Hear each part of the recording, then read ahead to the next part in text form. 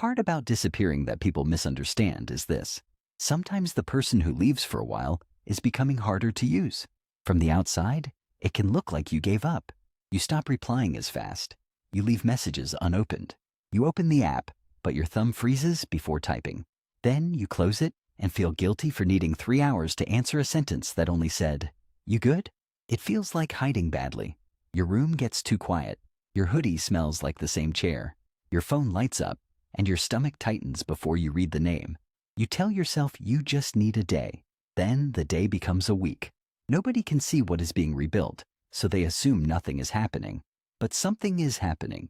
Today we're going to break down why some people disappear while changing, why they come back different, and how to do it without turning isolation into another cage. Welcome back. Let's get started. Disappearing usually begins when your old way of being stops fitting. You wake up and realize you cannot keep laughing at the joke that always hurt. You cannot keep saying yes with your mouth while your chest says no. You cannot keep being available to people who only notice you when you are easy. So you pull back. For a while it feels messy. You are not healed. You are not focused. You are just less reachable, more tired, and strangely allergic to performing the version of yourself everyone understands. The old self was convenient. It had scripts. It knew when to smile, when to apologize, when to shrink the opinion, when to make the room comfortable. Even if it hurt, it was familiar. So when you disappear, part of you is leaving more than people.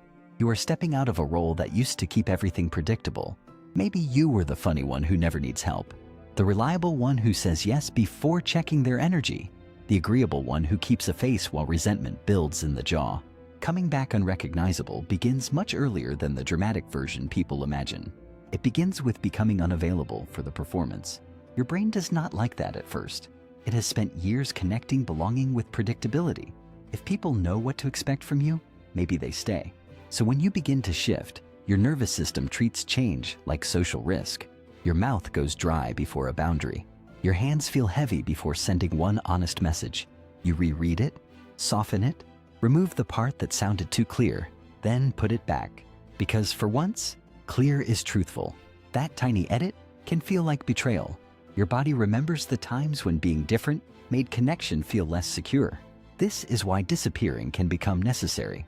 Some changes are too fragile to grow around people who benefit from the old you. A new boundary can look rude to someone who liked the old access. A new silence can feel cold to someone who liked instant reassurance. So you step away to hear yourself without the room voting on it. There is a version of disappearing that looks similar on the surface, but it moves in a very different direction. That version turns distance into a test. You leave to make people worry. You wait to see who notices, who chases, who proves you matter. You refresh the same app again, as if the right notification could repair the whole feeling. For a minute, that can feel powerful. Then it starts feeding the wound. Because if nobody reacts the exact way you secretly needed, the silence becomes evidence. See, they never cared. See, leaving proved the fear. Now the disappearance has stopped rebuilding you. It is confirming the story that hurt you. Healthy disappearance has a direction. It makes your life smaller for a while so your choices can become clearer. Unhealthy disappearance keeps you stuck in the doorway, watching whether people suffer enough to make you feel safe. When you stop performing, you start noticing what the performance was covering. Maybe you were exhausted from being impressive. Maybe relationships felt draining because you had to translate yourself before anyone could meet you. Maybe consistency was hard because your life was built around reactions, not values. That realization is uncomfortable because it asks for changes now.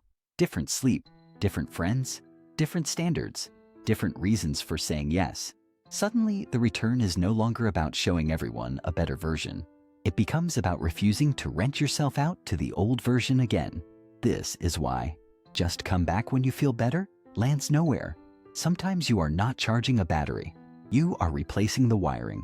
You are learning which invitations make your body tighten, which conversations leave a bitter taste after you hang up, which goals sound good online but make your actual days feel thin. That kind of learning is slow. It happens while cooking the same basic meal again. It happens while deleting a draft message you only wrote to manage someone else's mood. It happens when going inside means being the old you on command. Then one day, you notice a small difference. You do not explain as much. Someone misunderstands you, and you do not rush to hand them a full documentary. Someone expects the old answer, and your body does not automatically deliver it. You feel the old guilt rise, but it does not take the wheel.